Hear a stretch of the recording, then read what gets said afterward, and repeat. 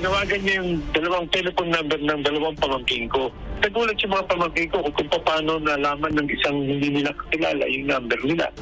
At doon ay pinagtatatakot din sila na huwag maglalabas, papatayin sila, huwag nang maglagalag at may masamang mangyayari sa inyo. Ganon yung mga nature ng pananakot na dumadating sa amin. Alam mo yung takot na idinulot niyan dun sa pamilya ni Percy ay meron lang pumutok na kuitis dun sa malapit sa kanila sa kapitbahay nila.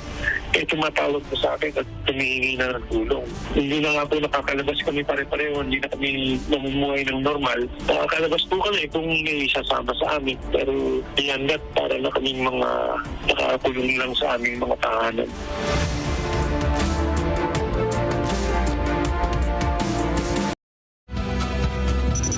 From the nation's capital, all sides, all the time, I'm Robbie Alampay. And I'm Gretchen Ho. The big story tonight. Family members of slain broadcaster Percy Lapid are now fearing for their lives after reporting having received death threats online and via phone calls. In response, the PNP vowed to ensure the safety and protection of the Mabasa family while investigation into the late commentator's killing is ongoing. Brian Castillo with the big story. Mauubos kayo at mamamatay. This is one of the stern warnings received by the family of slain radio broadcaster Percy Mabasa, widely known as Percy Lapid. Roy Mabasa, brother of the veteran journalist, exclusively shared to News 5 a screenshot showing a portion of the alleged death threat. The warning says one of Percy's children will follow the fate of his father. According to Mabasa, they started receiving threats when a certain individual reached out to him online, claiming to have knowledge about the killing of Lapid. There was also an instance where Mabasa was able to have a video call with the person who introduced himself as an informant. Mabasa believes that the man is an inmate from the New Bilibid prison. Hindi niya pinakikita yung mukha niya. Pinakita lang niya ay kalahati ng katawan niya na nakasuot ng orange na t-shirt na may nakasulat na maximum security. Mukhang sa Bilibid dito, no? The person claims he has a strong evidence that will pinpoint people behind the murder of the broadcaster. Sinabi niya meron daw siyang audio recording noong namatay na middleman na habang kinakausap ng isang Bucor official at tinuutusan na patayin si Percy Lapid. However, things changed when the said informant asked for 1 million pesos in exchange for the information that will identify key suspects. Sinabi niya meron pang ilang tao na involved dito na malalaman niyo rin sa akin kung babayaran niyo ako ng pera. Mabasa said the supposed informant was furious when he rejected the offer.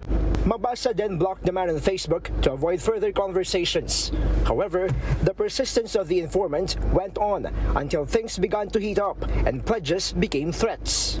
To their surprise, the man even got the personal contact numbers of Lapid's children, where he called them to deliver a warning. Tinawagan niya yung dalawang telephone number ng dalawang pamangkin ko.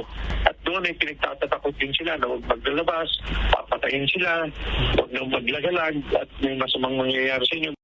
Because of the situation, the bereaved family no longer feels safe going outside of their home. The Mabasa family has reached out to authorities following the death threats they received. For their part, the PNP says they are in continuous communication with the family.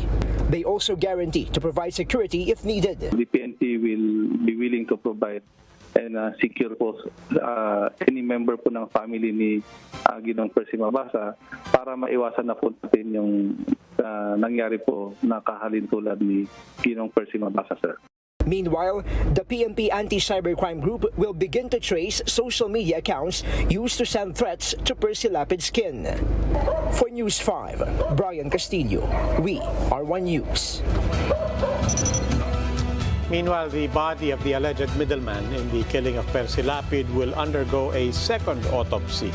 This after many, including the Mabasa family, raised questions over the results from the first one conducted by the NBI. Gio Robles with this report. Forensic pathologist Dr. Raquel Fortun is set to examine the remains of June Villamor, the alleged middleman in the killing of broadcaster Percy Lapid. This is the second time that his body will undergo autopsy after that of the Investigation Bureau. Villamor's remains were transferred from a funeral parlor in Alabang to the Philippine General Hospital in Manila. Fortune said she will find answers to the questions surrounding his death. Pero as a pathologist din, medyo marami akong tanong. Like, for instance, hindi man lang sinabi dun kung anong edad niya. You know, that's so basic, the age and the sex. Tapos, walang sinasabi about them opening the head to examine the brain. The forensic expert also questioned the supposed lack of toxicology tests. Automatic, kinukunan niya ng samples for toxicology. Kahit hindi ka nagsususpect ng intoxication. But in the Philippines, that is not done. And obviously, if mauna yung embalming, sira na yung samples. With this, Fortune said there's a need to establish a system of death investigation in the country. Basically, wala nga tayo kasing sistema. So nakakalusot yung mga mali. And yun ang nakaka-frustrate kasi parati na lang natin itong pinag-uusapan, parati natin pinopoint out bakit ganitong nangyari. Hanggang usap lang tayo. There's no word yet on when the second autopsy results will be released. Authorities said there are currently 160 persons of interest in Lapid's murder. This includes suspended Bucor Chief Gerald Bantag, who is being sued over his supposed lapses in security management in the Bilibid. For News 5, Gio Robles, we are One News. To talk to us more about the latest developments in the Percy Lapid case, we have with us on the show Attorney Berteni Kausing, spokesperson of the Mabasa family. Welcome to The Big Story. Attorney, nakamute po yata kayo?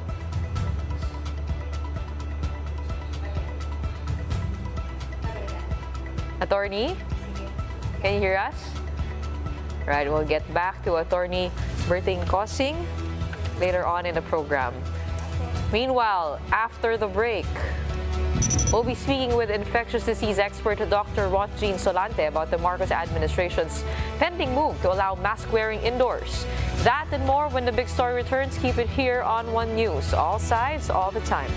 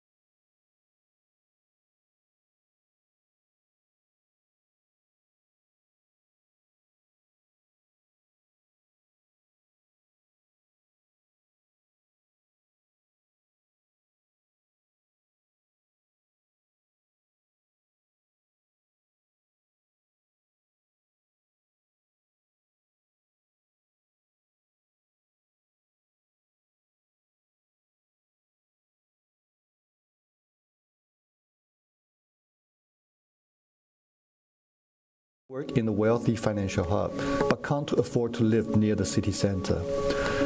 To maximize rental income, many landlords in these villages divide their houses into tiny units, causing problems with sanitation and safety. During During the lockdown in Shanghai earlier this year, Beicai became one of the coronavirus hotspots, where hundreds, possibly thousands of people were sent to quarantine. Shanghai has been demolishing neighborhoods like this for years to make room for new development projects.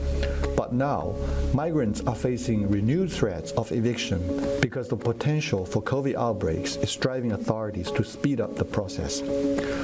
While landlords usually get compensated, migrant workers affected will have no choice but to move further away. This raises the potential for social backlash or even unrest.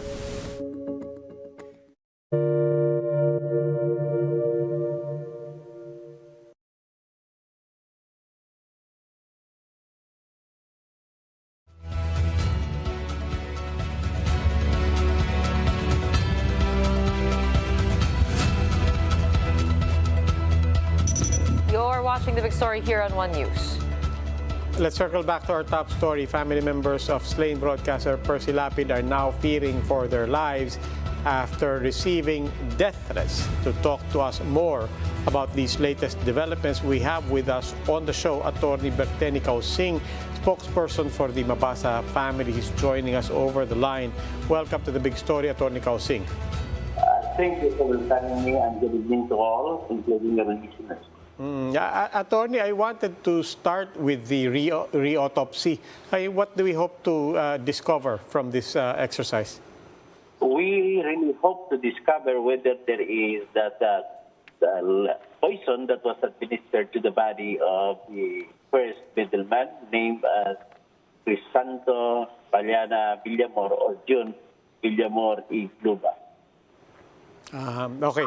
And then quickly lang po, dun po sa ongoing investigation, more than 100 persons of interest. How do you feel about that? I mean, does that actually narrow things down for you, or does that not really move the needle much given na lampas 100? Actually, it pinned our head around into a murky water to look for even one or two or three persons, and who among them is too difficult to do. But for them to say there are 160 POIs, then that makes life harder for us. But anyway, I'm wondering why, of all the 160 POIs, they were mentioning only one person among the 160, who is General Bantag.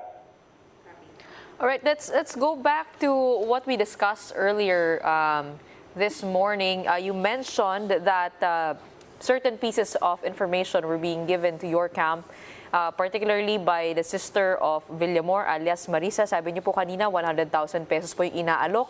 Pero dininay po ito ni Mr. Roy Mabasa in a statement. Also, another piece of evidence from a PDL asking in exchange 1 million pesos. Can you clarify the situation on these information, and are you considering the truth of their statements? Actually, we have referred that matter to the DOJ because they have that NBI helping us. And if there is that inclusion of monetary considerations, then we'll let that matter to be resolved by the NBI itself. All right. But are the same pieces of information leading towards Bucor Chief Bantag as well? Well, we could not say whether it is a good evidence or not. But until now, if she is really sincere, that Marisa, then she could have volunteered that. But for us to be hijacked with this money, then what we see at all is that an evidence for sale or a justice for sale. So we do not want that. We do not want other persons to be suffering just because of an evidence that we don't know whether it is true or not. Mm-hmm. Maybe the best thing to do is for them to offer to us to see what evidence do they have, and maybe we could help. Maybe in the form of help, we could give money, we could raise funds, crowdfunding, but for them to outrightly say that we are asking money in exchange for that, then that would be a difficult one for us to deal with. We are leaving it to the National Bureau of Investigation to deal with the matter, because they are more competent than us with regard to that matter. Samantala po, Atty. Causing, kamusta po ang seguridad ng mga kamag-anak, lalo na mga nagsasabing they've been receiving death threats? Well, as of now, all we have to do is only to observe, be careful procedures every day, every time, every hour, because although we look at it seriously, all these death threats, including that given to Mr. Roy Mabasa.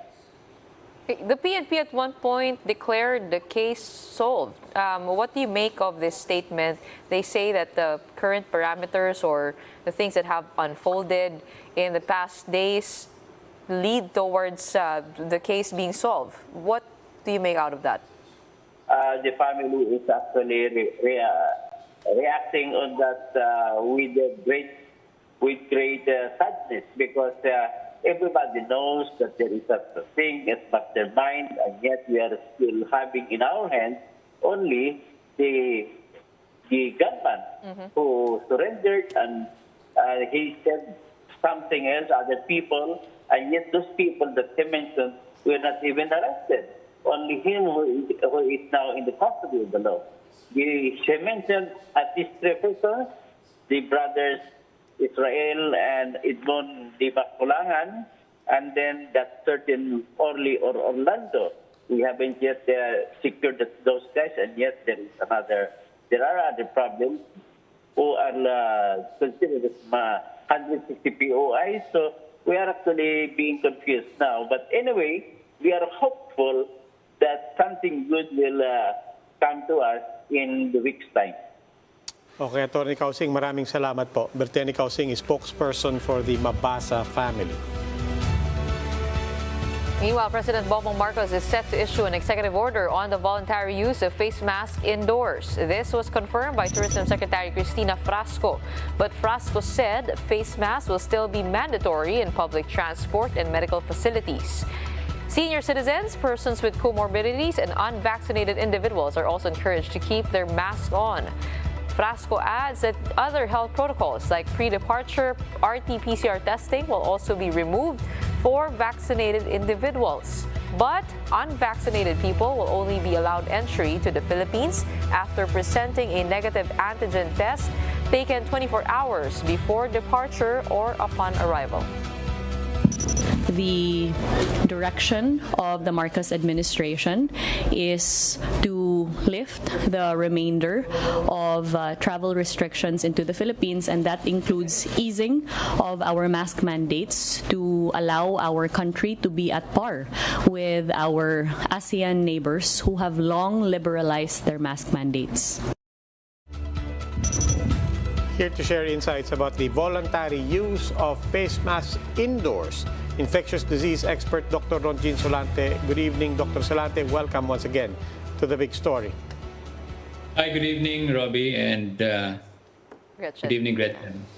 So, Doc, you expressed concerns nung dinelax ang mandate outdoors. Now that we are moving this policy to also affect indoors, how does this affect your confidence or your concerns about how we are dealing with with COVID right now?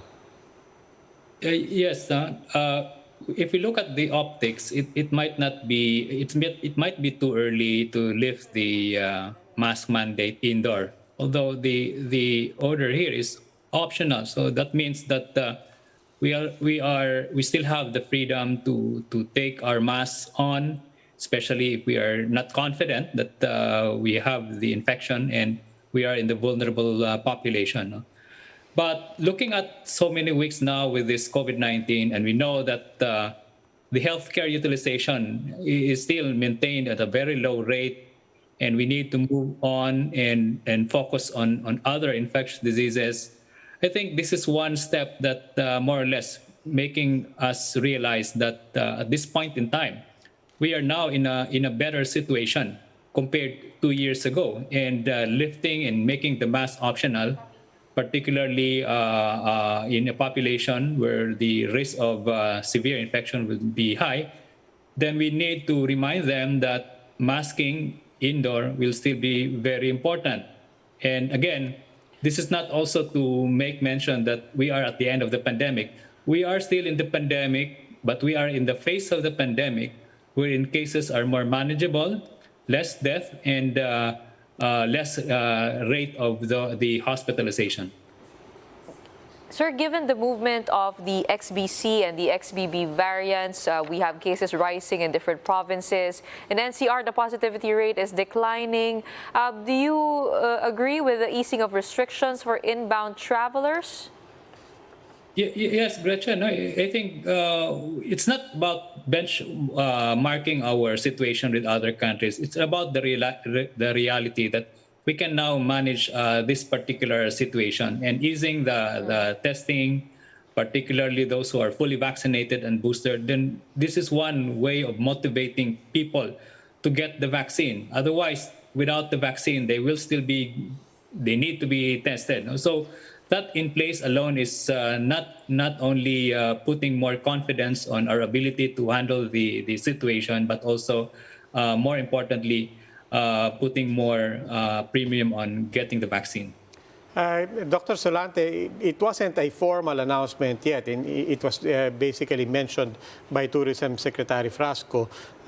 Assuming that it seems they are still drafting the executive order on this, what would you remind Malacanang and the President to possibly consider as they draft the guidelines for this executive order? One is that there should be a part of that guideline, the implementation part, especially in the workplace, in all areas, that there should be continued monitoring in terms of wearing the face mask among the vulnerable population. Second is that it's the LGU that really plays an important part in monitoring also the cases. And it's not about yes, we're all okay now. No, it's not all about that. All policies will still be in place: the testing, the vaccination, and monitoring the cases. And in the event, I think this is important. In the event that there are signals that cases are increasing, then there should be part of that policy should also be reverting back to implementation of a more stricter wearing of the face mask indoor and outdoor. Okay, thank you, Doctor. Infectious disease expert, Dr. Ronjin Solante. And after another break, we'll check in on preparations of Filipino gymnast Kaloy Yulo for the 2022 World Artistic Gymnastics Championships. That and more when the big story returns. Keep it here on One News.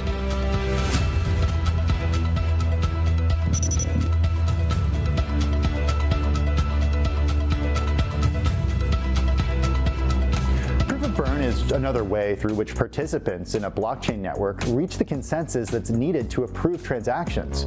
It uses less energy than proof of work because it doesn't involve miners solving cryptographic puzzles. Instead, network participants gain the power to verify transactions by sending a portion of their tokens to a wallet where the coins will be burned. This essentially means that those tokens will be permanently removed from the circulating supply. Miners will then get rewarded for their work by receiving native tokens of that blockchain. Glad we cleared that up.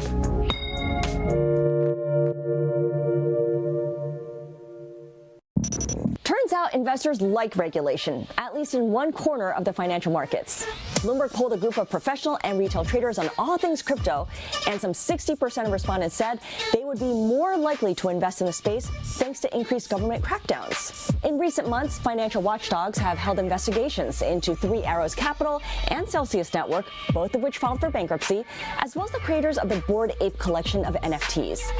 The thinking here is that more regulation helps move crypto out of the Wild West into the world of traditional investing, paving the way for more pros to get involved. As for which crypto is best positioned, 2/3 of respondents believe Bitcoin will fend off competition from Ether over the next 2 years to remain the dominant coin. In other words, there will not be a flippening despite the merge, a major upgrade of the Ethereum network completed in September. Bitcoin's price action will also likely be more of the same.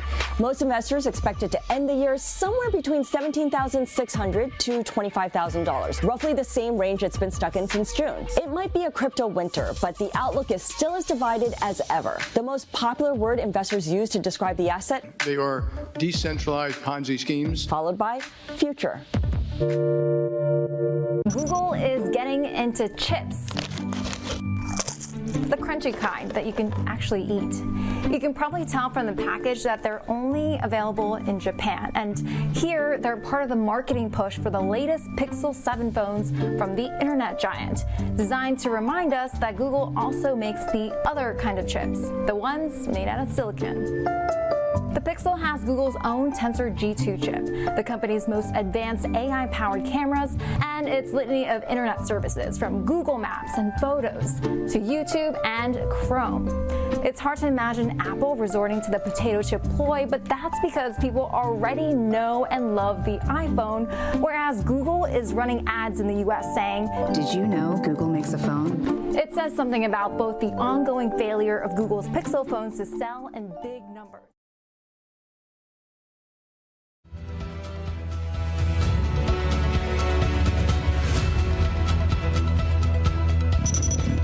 You're still watching the big story here on One News.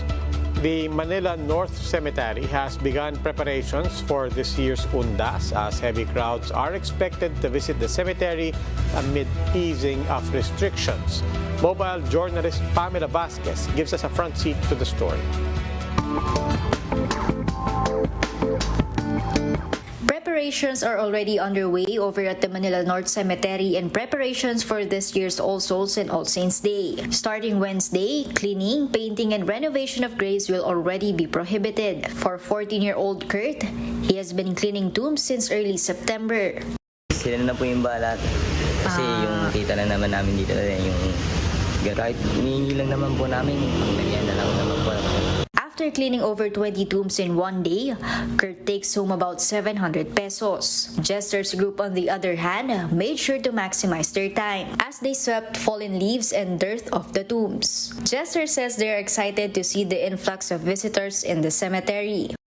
Sa ganito, minsan nag-ati-ati lang kami. Bigyan lang kami ng 500. Hindi lang kami lang pag-atian namin. According to the Manila LGU, the Manila North and South cemeteries will be open from October 29 to November 2. Around 3 million individuals are expected to go to the Manila North Cemetery to visit their loved ones. This as COVID-19 restrictions further ease under the new normal. But despite this, authorities said they will continue to enforce strict protocols to ensure the safety of the public. Yun lang pong merong 12 taon pababa po ang hindi po natin papayagan. Wala na po tayong hahanapin ng mga vaccination card. Ang mahalaga lang po, sumunod tayo dito sa mga basic health protocol. Those who will be visiting must take note of the things not allowed inside the cemetery. Among these are flammable materials, firearms, and sharp objects like knife and cutter. Video K or any sound system that will cause loud sounds are not allowed inside the cemetery. Other banned items include alcoholic beverages or gambling materials. Vehicles will also not be permitted inside the cemetery. Around 2,500 police officers will be deployed in Manila to ensure the safety of Undas 2022. Mobile journalist Pamela Vasquez, We Are One News.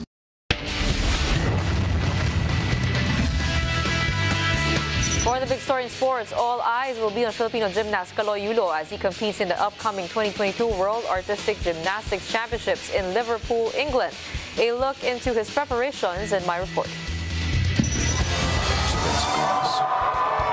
After copying 3 golds and 1 silver in the recent Asian Championships in Doha, Qatar, the Philippines' golden boy Yulo is set to continue his medal haul in the 2022 World Championships in Liverpool, England. The 2-time world champion revealed that he's excited to return to the mat and level up his performance in 6 events.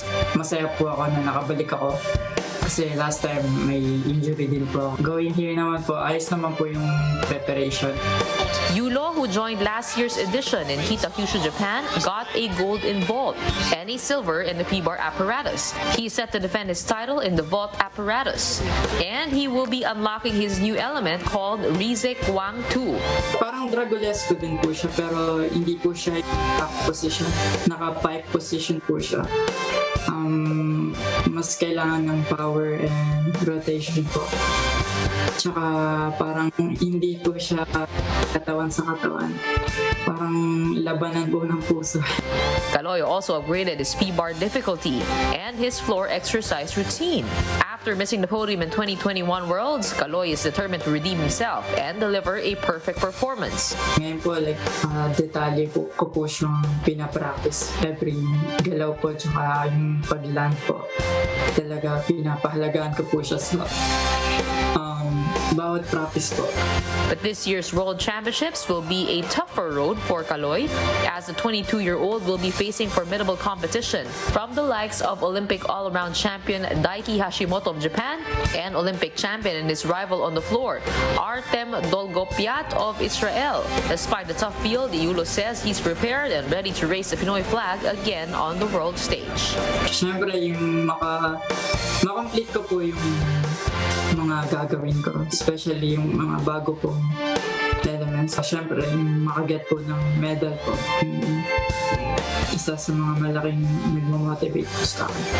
After his 5-day training camp in Paris, Kaloy and his team will head on to Liverpool. The 2022 World Artistic Gymnastics Championship is set from October 29 to November 6. Gretchen Hall, We Are One News. And that's the big story tonight. For more updates, follow News 5, The Philippine Star, and Business World online. You may also log on to One News PH for more in-depth analysis. Ako po si Robbie Alampay. The big story is also available via Signal Play app. Make a free account now at signalplay.com and stream One News anytime, anywhere. Ako po si Gretchen Ho. Stay safe, Philippines. We are One News, all sides, all the time.